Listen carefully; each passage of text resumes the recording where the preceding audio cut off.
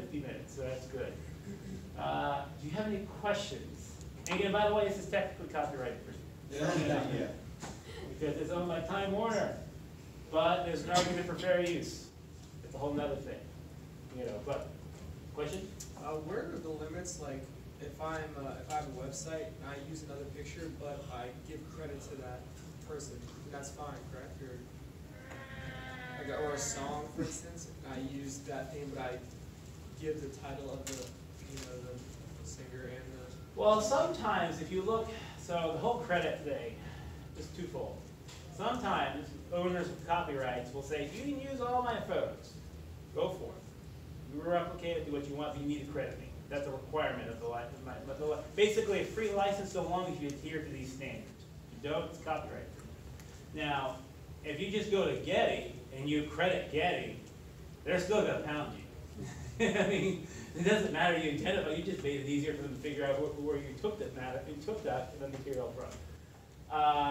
There's an argument for fair use. So fair use is something to think about. Because one way to describe copyright, I mean, I can't talk about anything. You can't talk about Disney. You can't use these. Well, both in trademarks and copyrights, there's a thought process, there's a defense called fair use, which is literally exactly as you think it would be. It's just, you're telling me I can't use, I think it's called the worrying Ned meme. It's become part of the internet culture, right? You can utilize it for this small part. There's an argument that, I'm using it for education. It's such a small part of my presentation. I'm using it just as the whole web is using it. So yes, technically, Time Warner owns this picture, this image, but I'm using so little of their overall work, and it's again for educational purposes. So although it is infringement, it is fair use still. So I have to have a defense for that. So and again, fair use is a judgment call. I'm sure one of Time Warner's attorneys would look at this and say, no dice, bro. You're an IP attorney. Even though you're at UCF, it doesn't matter. So fair use is kind of a judgment call. So the citation or to saying where it comes from is part of the fair use. But I'm being very clear. And again, also trademarks. There's a fair use element. If I'm reviewing a product from Apple or from Google, I have to use remarks to identify the product. I mean, I'm using the remarks appropriately. So there's a little bit of wiggle room. But again, it's a gray area. I love talking about the gray areas, but for example, Wizard of Oz, right? Everyone's familiar with the original production with Judy Garland, Ruby Red Shoes. That is a derivative work of the books in the 1800s. The books in the 1800s are in the public domain. So anyone can do derivative works free of charge. There's no owner, they're in the public domain. But that incarnation that we're all familiar with is not very faithful to the book. So it has its own rights. For example, the Ruby Red Shoes were green in the books. So they have copyright protection in their version, derivative work of the Wizard of Oz. So much so that when Disney did the prequel, I forgot the name of it. Wicked. Was it Wicked? Wicked. When the Wicked is actually it's just on witches, right? Oh. I showed you how much I know about the Wicked. So, Wicked is a good example. It's a derivative work of the original one. The Great and Powerful Oz, that's what it was called. So that was supposed to be a prequel. They did not get a license from Time Warner. So they had to be very careful about not invoking anything, making it an actual prequel or sequel to that movie. They had to stick to the original books, which are in the open domain. They were so careful, they actually hired a consultant who was there during production, a fair use consultant, basically looking at it and saying, well, you use the green shoes, you're good. You use the red shoes, it's not going to be a good idea. And so it's kind of a judgment call. And it can be kind of careful. Again, if there's a lot of, if you have the funds to do stuff like that, you can. And, as an entrepreneur, I would just say be very careful. Try to steer away from that type of stuff because it's just going to eat up your resources. Because even if you have a reasonable fair use, defending it might be costly. You can have to hire an attorney and you go back and forth. So I would say avoid, the notorious copyright content holders materials. Go to free domain, there's websites with free clips, free art clips and such like that. Don't fall for that. Don't shoot yourself in the foot with these things because it'll take you away from your core business idea. Question, sorry. Oh, so you were saying that I'm in a band and I sing, and you were talking about how there's like scouts for like live shows and things like that for covers. So say I covered a song and I put it on YouTube. Like I know there's certain things that I've tried to cover and I'm like, I try to put it on YouTube and they say, oh, that's a part of copyright infringement or something like that, so you can't upload this. But like, what if like, because a part of entrepreneurialism is also applicable to like subcultures, subsets. So music, being in a band, is a business in itself because of promoting and all that stuff. So if I was ever to play a show and I did a cover, I mean, and like we try to tape it or something like that, like is that a part of, how does that work with these people? Like, are they just gonna sue me because we covered a song, or like should I be worried about? No, what will happen, so again, there's some reasonableness when it comes to like enforcement. They're not gonna show up with their full bore attorneys and serve you with a copyright suit. What will happen, so you're right, like performance rights of an original song, a cover, is part of the copyright, the original copyright owner's bundle of sticks. So you need the performance right to do a cover. To make things sane, because if you had to go to each and every one of these like content, these songwriters, or even publishing houses, there's like 10 of them, right? It would be kind of a pain in the rear. So ASCAP has gotten together, it's basically industry consortium, and said, all right, everyone, you're gonna give us the rights to do performance covers and such, and we're just gonna go around and we're gonna hand people like licenses, but you're gonna pay us, and it varies. I haven't looked at the price schedule in a while, but it depends how big you are, if you're a band, or your venue should have it actually. A lot of times a venue should ask them if they have an ASCAP license, because part of the ASCAP license is, people can perform covers. And so what ends up happening, they don't go after the band generally, they go after the venue. The venue's going to get, so the venue, they're asking you, so sometimes the venue you have a venue that says, hey, no covers, only original work. That means they don't have an ASCAP license. It means there's no covers can be performed.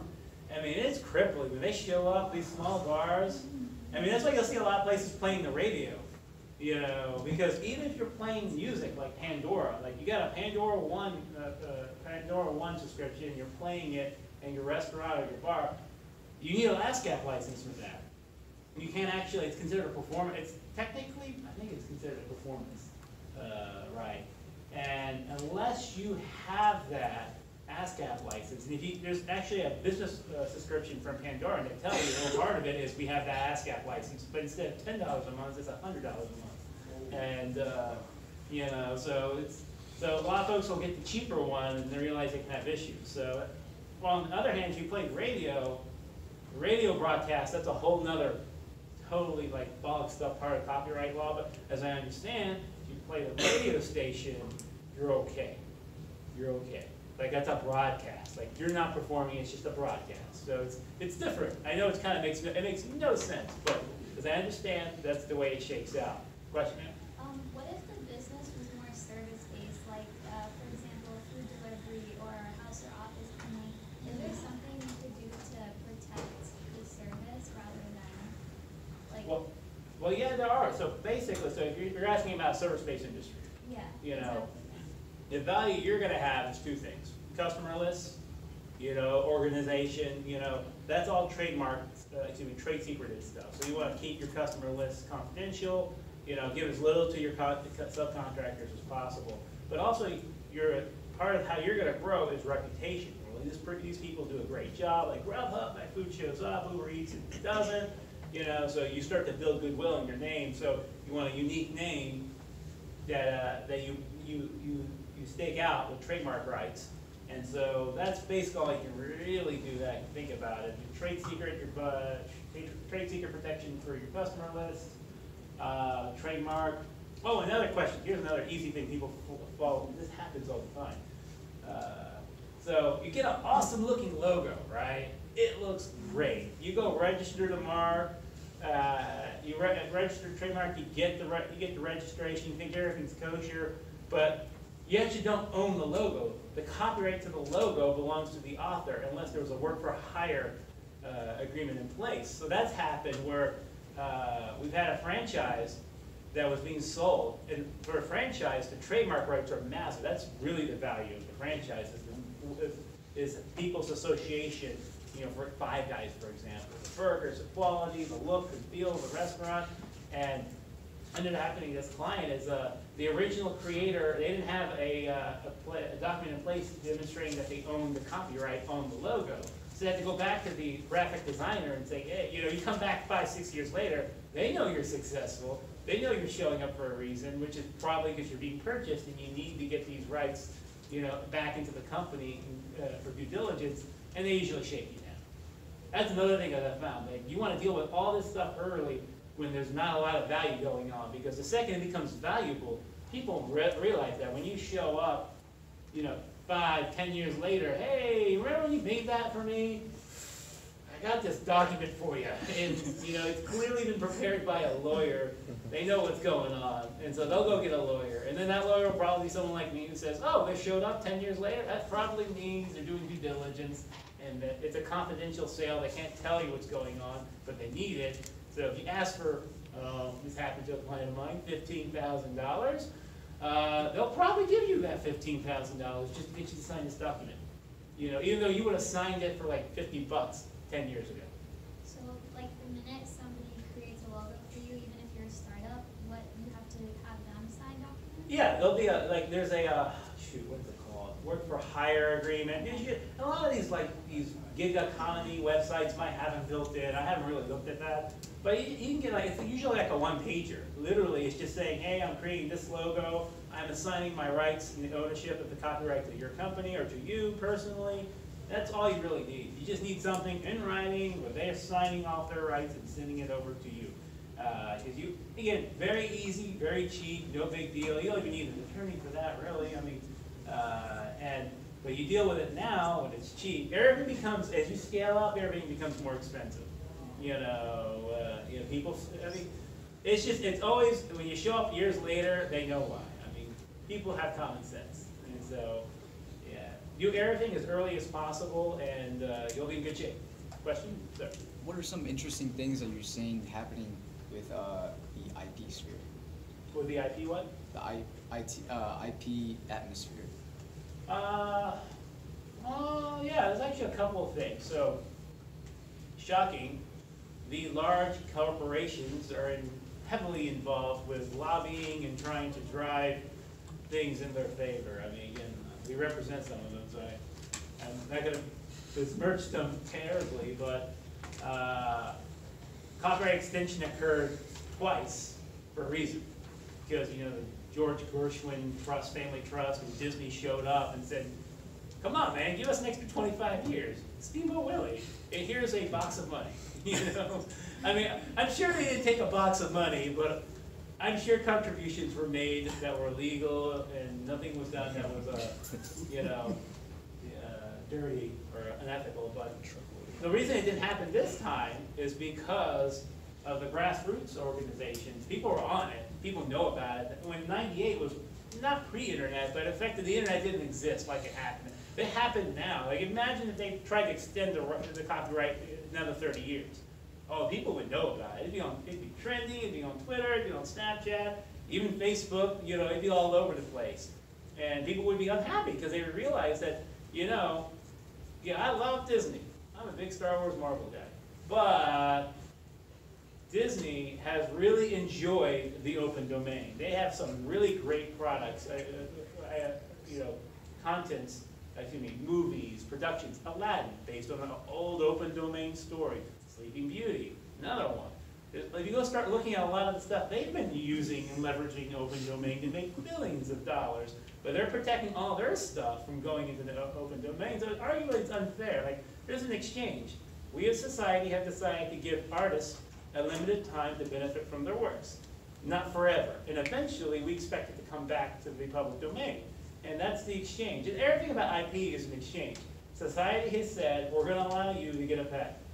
Because we've decided that it's better to give you patent rights and you have to disclose it and show everyone how you're doing things, and then you get a limited monopoly and then we get it. Copyright, same thing.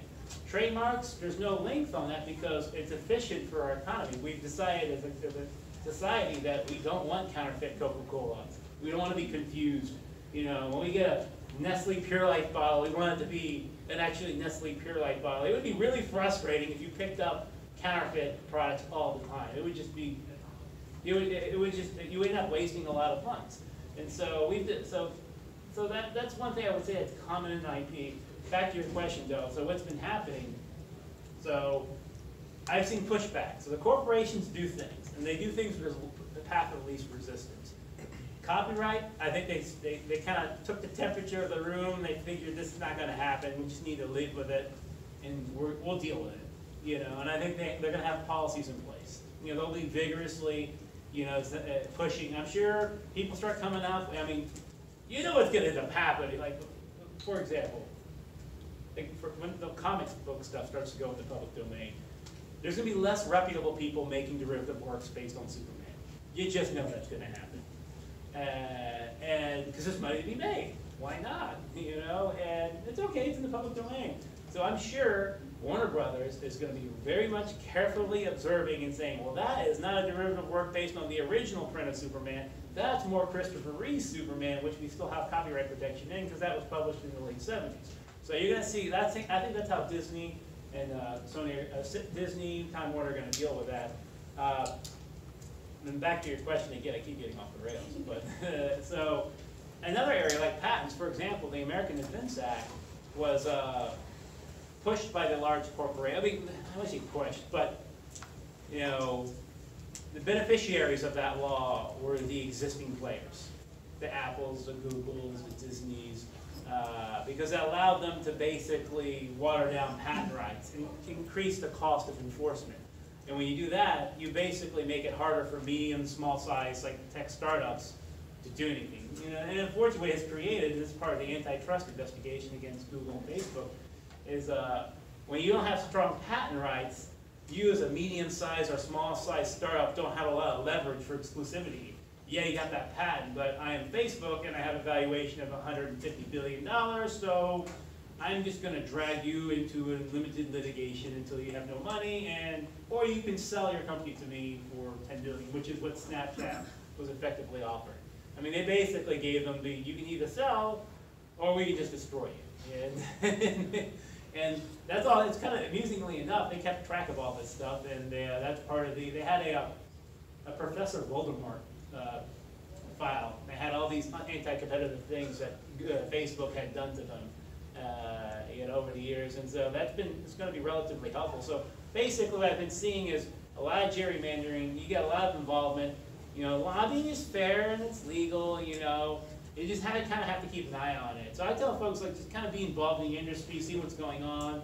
I'm trying to think of the term, there's a couple of fair use, pro-fair use nonprofits out there that are popular.